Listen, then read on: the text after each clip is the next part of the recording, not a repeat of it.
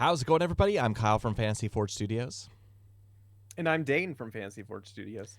Today, we will be going over the Earth Element creatures of the Razing of Helix expansion of the Everlast TCG. This is going to be involving many of the wild creatures, so you're going to see that there is a vast diversity of creatures, evil creatures, primarily villains and encounter creatures that you'll see in the Everlast TCG, or a role-playing game for the TCG, but in the forested regions of basically the Kingdom of Helix in the regions of New Aldrulican. And so, as you can see, it kind of expands a large chunk of kind of the northern part of the territory, but these are going to involve creatures from ancient trees in the forest to just regular like bears and lions and mountain lions and all kinds of stuff like that. But they create basically like a legion of enemies to be able to kind of pad your decks with, and kind of like a foresty themed deck, which could be really cool. Yeah, it's cool. They're encounter creatures. So if you play the Everlast TCG or TCG, this is the TCG role playing game in the future, you could fight some bears, you could fight some mountain lions, you could fight some snakes or trees or whatever. So it's cool to be able to build decks around just like the normal monsters you encounter in the wild of Everlast. Absolutely. And this is actually going to be the first of the elements that will introduce the new kind of alignment, which is the neutral aligned creatures, which can be used in either good creature decks or evil creature decks. And so there are a handful of those here that you could use to tech into one or the other, as far as that goes. And so without further ado, let's go ahead and introduce our first creature, which is the bear cub. Before we go any further into this, the typical way that earth type creatures are built, or they're supposed to be for speed, whether it's deck manipulation, getting creatures out onto your battlefield as fast as possible, or low cost attacks slash other activate abilities. And so that you're going to see some of that here, but there's going to be a more particular focus in kind of more defensive type earth creatures that you will see. And so that'll kind of be a ongoing trait that you'll be able to see for all of them. Is they're a little bit thicker than in the Heroes of the West ones, where you have the Roinville Grimala creatures. So we first up have Bear Cub, and so he is our first neutral creature, so you can be in a good or evil deck.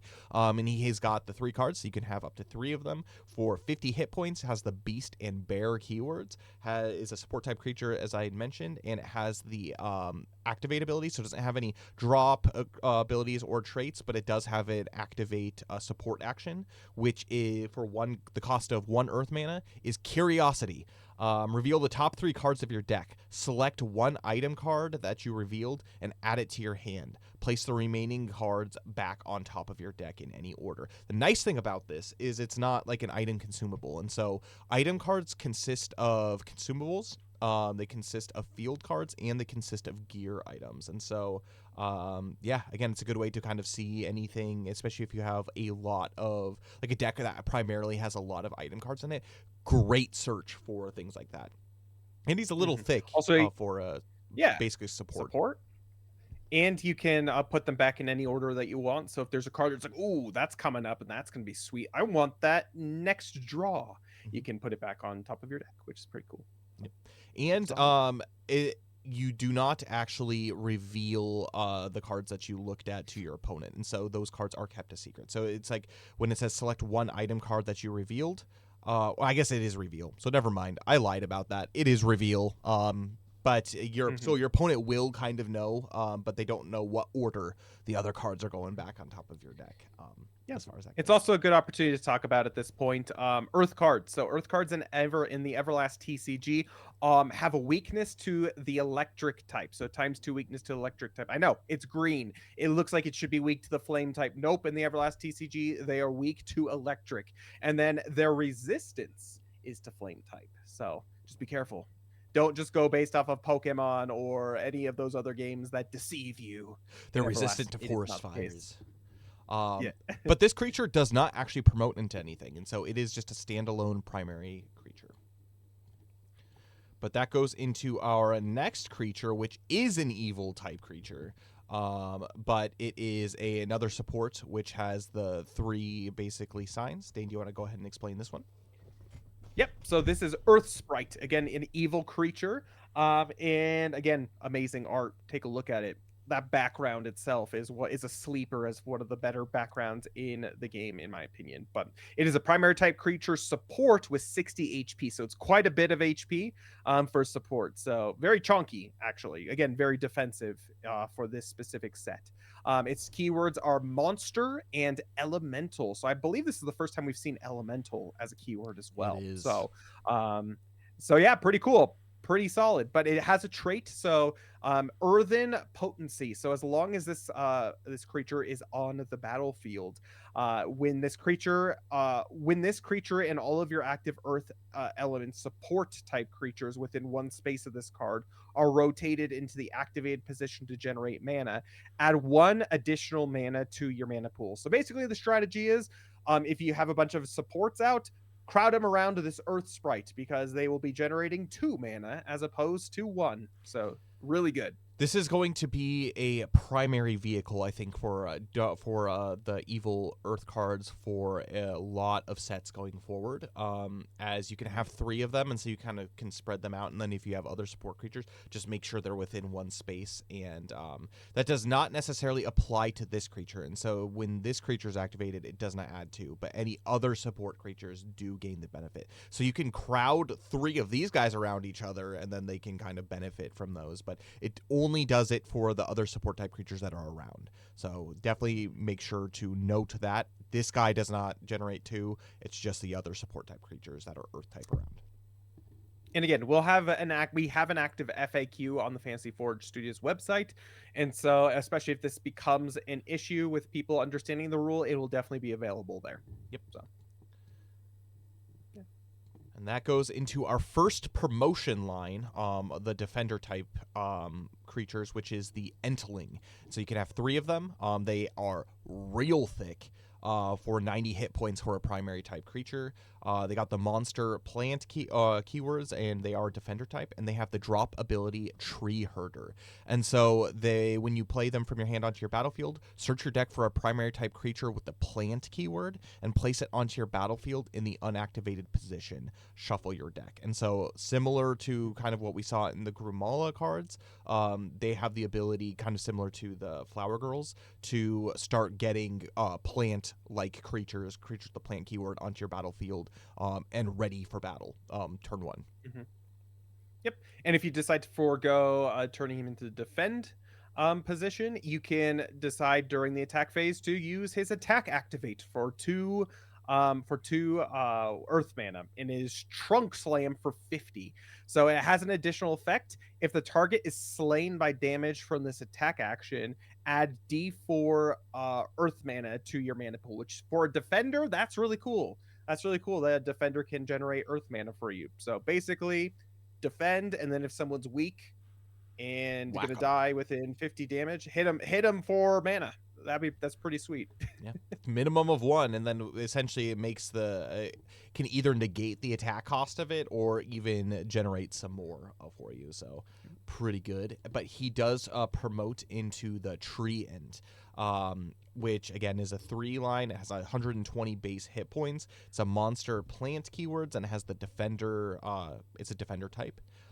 Dayton, you want to go into the trait?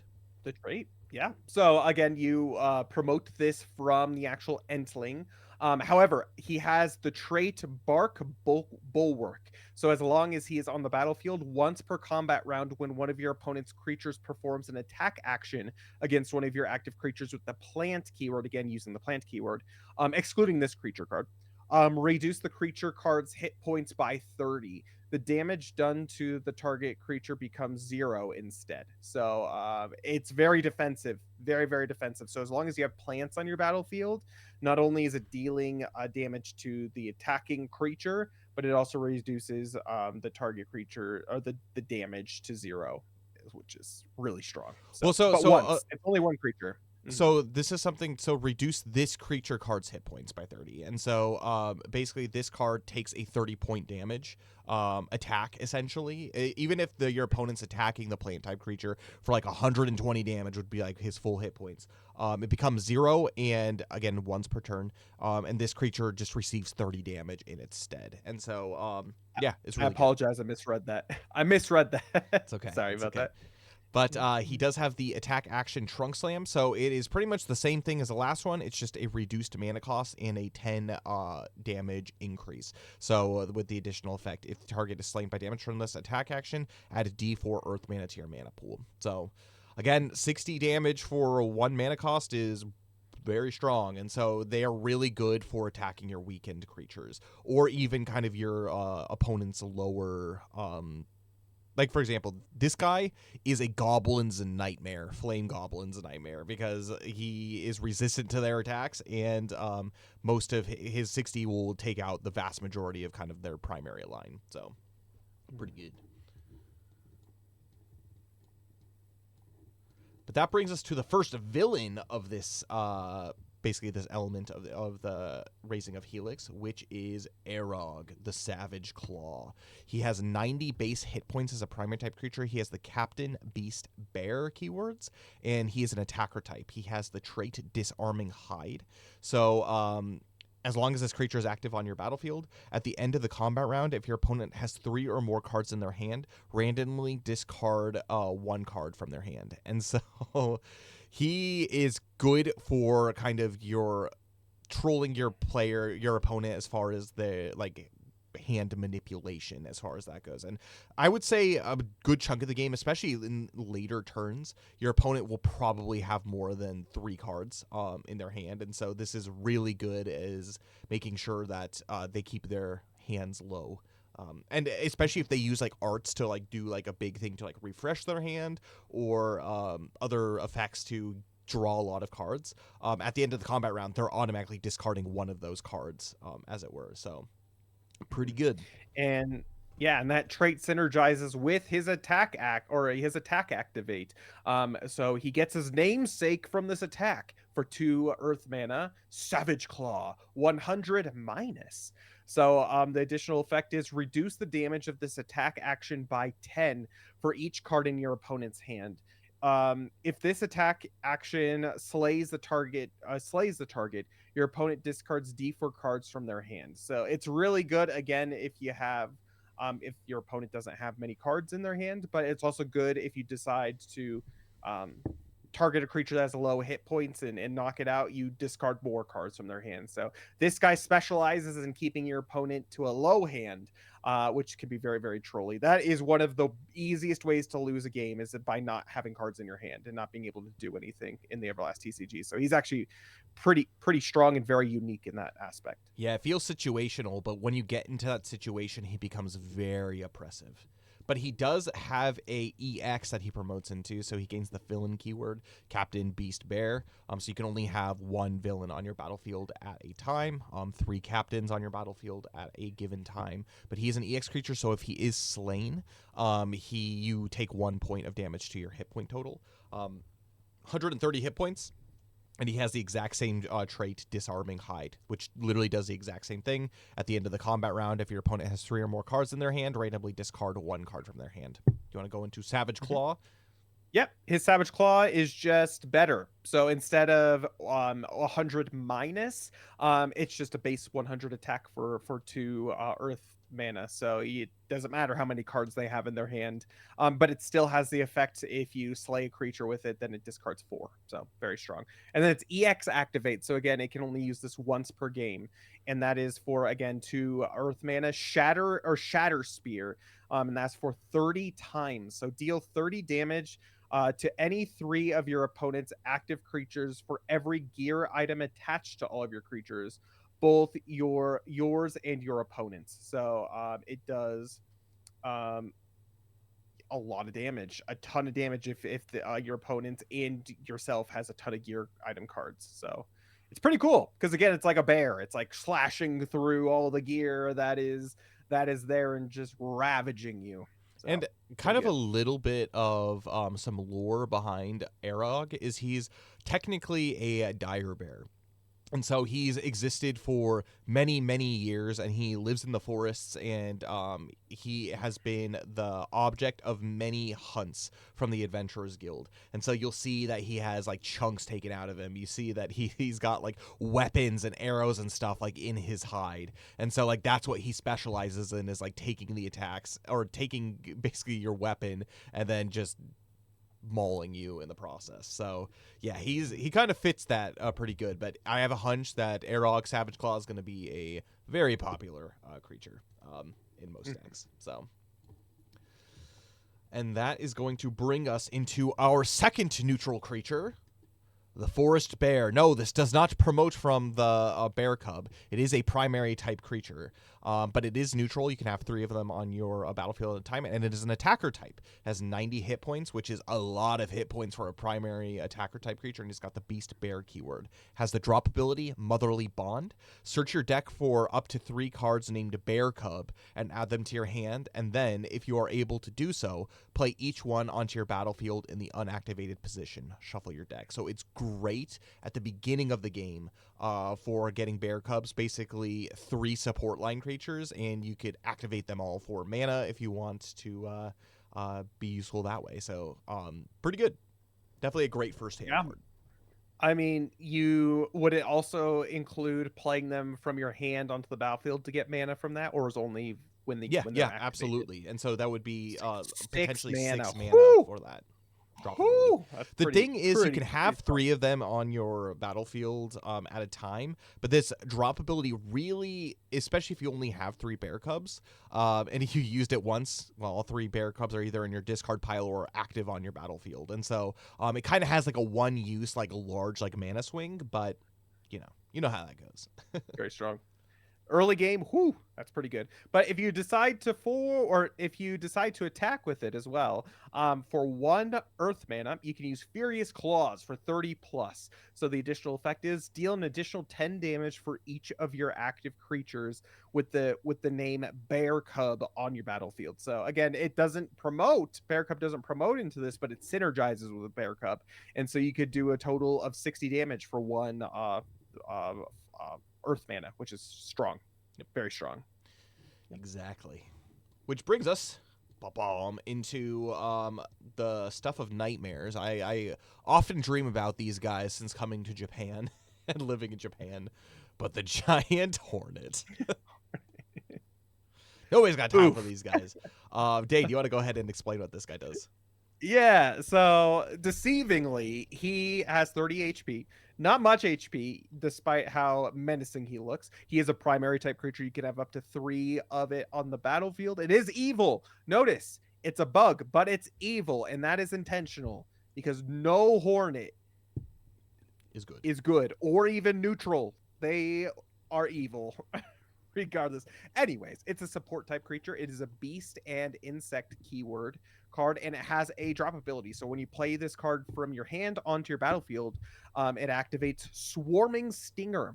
So choose one of your opponent's active creatures, deal 10 damage to it, rotate it into the activated position. The target gains the stunned status ailment for D4 combat rounds. So not only does it deal damage, which is very for just a drop, that's pretty good, especially from a support type creature. But it activates creatures too, so you can control your opponent by activating their creatures by and then also stunning them. So again, Kyle, do you want to explain what the stunned status ailment does? Yep. You can always go check our website. We have a printable sheet of all of the status ailments on the very last page of the rules at a glance. But essentially, what stunned does is it keeps a creature from moving. And so they can still perform actions while it is stunned, but it cannot move from its position. So whether it's an attack creature that can move 2 spaces, nope, it can't move. Or a support or defender type creature that can move 1 space, nope, it can't move. And that also includes cards that allow them to move on the attack phase. It's stuck where it is for the D4 combat rounds that it is stuck in that position for. And at least for the turn that is dropped onto the battlefield, basically they're not allowed to do anything because it also activates the creature. So they're basically stuck for a combat turn or combat round. They can't do any actions. So pretty strong. And that brings us to our kind of first a big chunky 3-line attacker type creature. These are probably going to be the primary, how do I explain it? Like attackers of most decks that I think right now for the Earth element, which are going to be your Minotaurs. You'll see what I mean in a second, but they have 90 hit points. They have the Monster Minotaur keywords. They are attacker type, and they have the trait Double Strike. So this is a kind of a common trait that you might see on many creatures. It's also outlined in our little pamphlet Turn at a Glance on the last page. But you have your trait Double Strike. So while this creature is active on your battlefield, once per combat round, when this creature makes an attack action, instead of rotating this creature into the activated position, it remains in the unactivated position, meaning it has the potential to attack twice. It still costs the same amount of mana with each attack, but this guy can attack twice, and that's a little scary because what does his attack action do? Yeah, so for only 2 Earth mana, he can use Brutish Axe, which the primary target gets dealt 60 damage, and the secondary target behind the primary target gets dealt 30 damage. So you could potentially deal 120 damage and then 60 damage in one turn for 4 Earth mana, which even for 4 Earth mana, that's a ton of damage to be able to just deal to someone. Yep. So very strong. Absolutely. Yeah, it's this guy's gonna be beast, and especially because he is a primary type with a base 90 hit points. Like he's also going to be staying around for a little bit, so pretty good. Which goes to another attacker, primary. You'll see a lot of just primary type creatures in this deck that you can kind of pad your deck with without promoting. But the Mountain Lion, it is an evil creature, and it has the 3 card mark here. It's got 60 hit points, so definitely not as thick as the Minotaur, the Beast Mountain Lion keyword, and it is an attacker. It does have have a trait.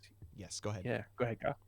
It has the trait Aggressive. At the start of the attack phase, before either player starts their turn, this creature may make an attack action, which just makes him very speedy. So we saw in the Grumala kind of Earth set for Heroes of the West, a lot of them function on this aggressive trait. A lot of synergy with that. This is going to be your creature to do that, so he might not hit quite as hard as the Minotaur or as often, but he will be attacking first in most cases.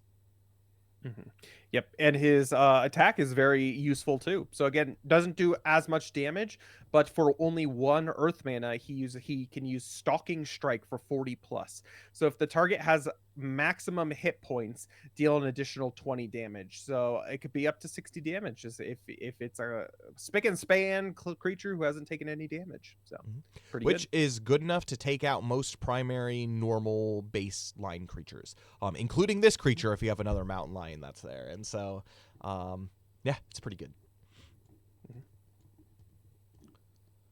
And then that brings us to our third neutral creature, which is the Red Fox. Why don't you go ahead and read that out for us, bro? Yeah, so the Red Fox, it is a support type creature with 40 base hit points. Its keywords are Beast and Fox, and it has an activate. So if you decide to forego turning it, activating it to get mana, you can decide to use 1 Earth mana to use the activate Watcher from the Woods. So choose one of your active creatures to be the target of this support action. Until the end of the combat round, the chosen creature gains the aggressive trait. So again, you can, if you have Minotaurs, you could decide to use this with your Red Fox, and your Minotaur will gain the aggressive trait, which is pretty nice. Or any other creature that you decide to. Yeah, so, and it does not replace the trait. If they do have a trait that they do have, it's an addition to that. And so pretty good as far as that goes, but it does cost mana in order to get that, so it's not quite the same as like having it just baked into like a trait of his own, but it is very situational to be able to use. Sometimes you might need something else other than your Mountain Lions to be able to have aggressive to attack beforehand, and that's the time that you activate it. And because it is neutral, it can go in a good or evil deck as well. Pretty good. Our second captain. Yeah, exactly. Our second captain of the Earth set is going to be the Stone Golem. For 130 base hit points as the captain monster elemental keyword and as defender type creature. This guy, Max, one of our playtesters, loves. He is really hard to take down. He's pretty thick. He's got the trait Sturdiest Stone. So when this creature is in the guard position, reduce all damage from your opponent's attack actions by 40 against this creature. Which, if you don't have something that hits hard, this guy could just soak up damage like crazy. And then he does have an attack action on the turns that he decides not to be in the guard position. Yeah. So for 2 Earth mana, he has Quake Stomp. So the primary target gets dealt 40 damage, and then all the secondaries, which are up to 4 secondaries, it looks like, can be dealt 10 damage. And it has an additional effect. The primary target gains the broken status ailment for D4 combat rounds. So again, broken just means they cannot move. Or is it reduced by 1? I can't remember off the top of my head. The broken status ailment increases the mana cost of actions by cost. 1. And so if the attacker or the target, the primary target, takes 2 mana in order to do their attack, it's going to be 2 of whatever their element mana is plus 1 just basic mana. And so it slows your opponent down essentially. And so he's got a lot of tech built into him, but he's also like very bulky. He is a captain, meaning he takes up 1 of your 3 captain spots on your battlefield, but especially since we're only in like kind of the first set of the expansion, there's very few of them to begin with anyway. And so he's going to be pretty much a staple in most Earth decks, I think, for at least this set, if not the upcoming sets as well, for evil types. Yeah, just hope you don't go up against electric type characters, because ain't nobody got time for farmers poking him.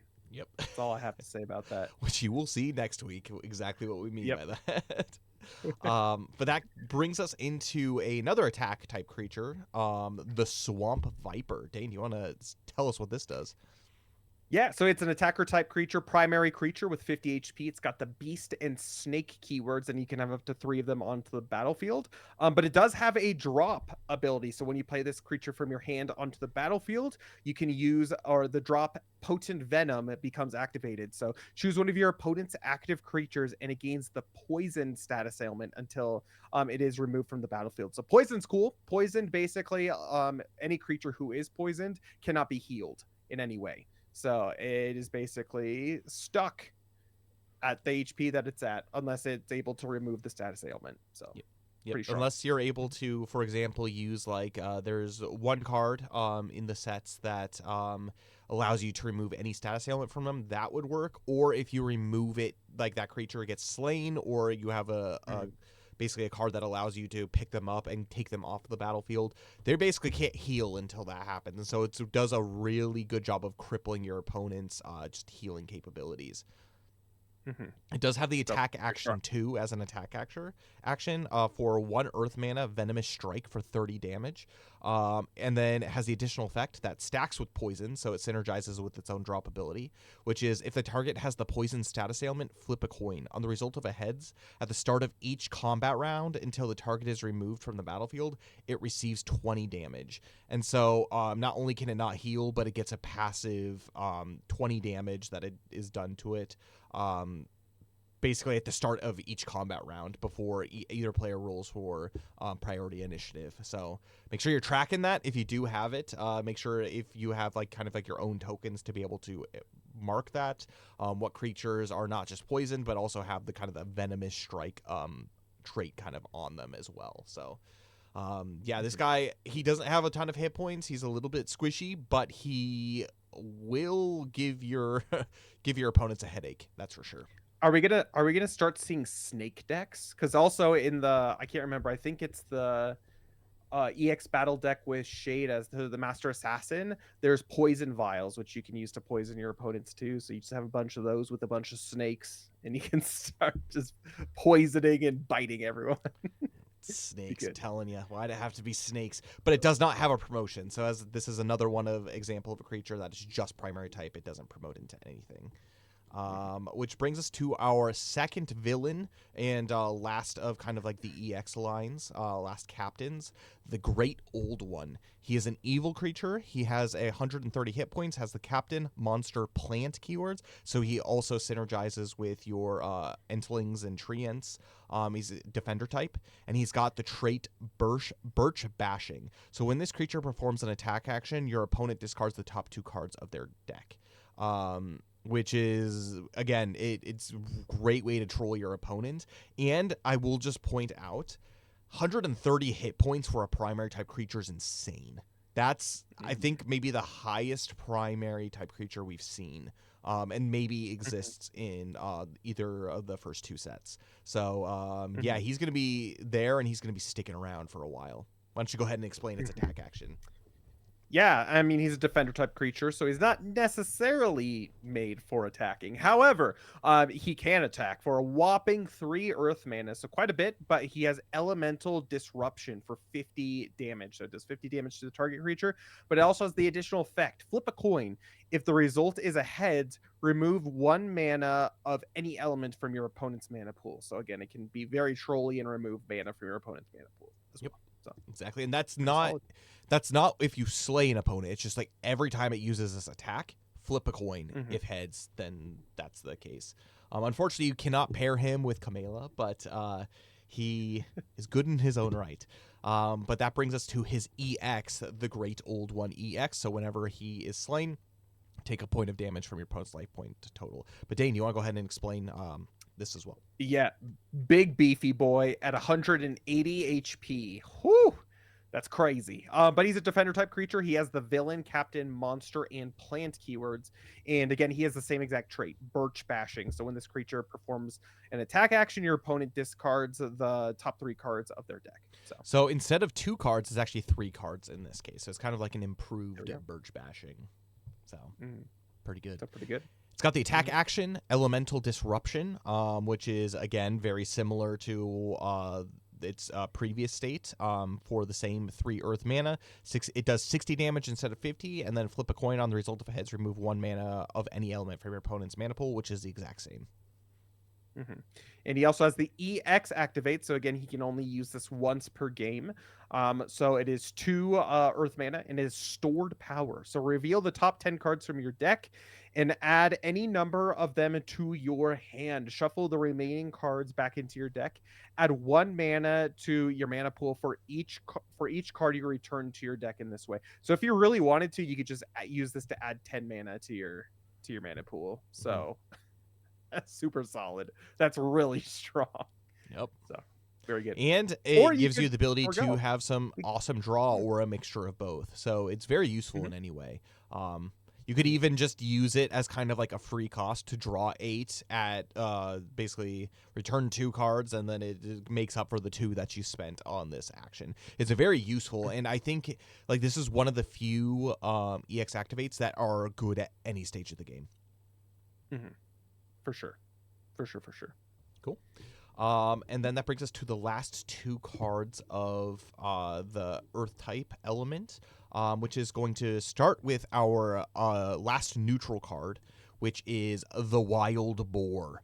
It is a primary type creature, has 60 hit points. It's got the Beast and Boar keywords. It is an attacker type, and it has the drop ability Wild Charge. Choose one of your opponent's active creatures, and it gains the Broken status ailment for D4 combat rounds. Again, Broken essentially allows increases the cost of mana of one of your opponent's creatures by 1 of kind of any element. But the nice thing about this is because it is neutral, he can be plugged into, again, both evil decks or good decks. Yeah. And he's pretty simple as far as attackers go. He's got 1 attack action for 1 earth mana, Goring Tusks for 30. So just pretty average. Yep. Definitely use him for your drop ability, to kind of troll your opponent. And he's a little bit thick for just a base primary attacker type creature, so pretty good. Which then brings us to our very last creature, the Wyvern. Dane, why don't you go ahead and take over the drop and introduction of this creature? Yeah, the Wyvern's pretty cool. I mean, I think we all like Wyverns. They're pretty sweet looking. Hopefully playing the Everlast role-playing game, you don't ever run into any of them because it's pretty intimidating. Especially if it has a primary type creature, you can have up to 3 of them onto your battlefield, and it's got a base HP of 90, which that's a ton for a primary attacker type creature. It does have the keywords Beast, Dragon, and Wyvern. And it has the drop ability. So when you play this creature from your hand onto your battlefield, you can use Wyvern Breath. So choose up to 3 of your opponent's active creatures and deal 30 damage to each target. So that's like super strong. That's just damage by playing it. So Yeah, it's like a preemptive strike against 3 creatures. the 3 creatures. Yeah. And he says, I am so sorry that my terrible ugliness offends you. But in reality, it's just his breath. So. Exactly. He's got the attack action for a 2 earth mana, Serrated Tail for 40.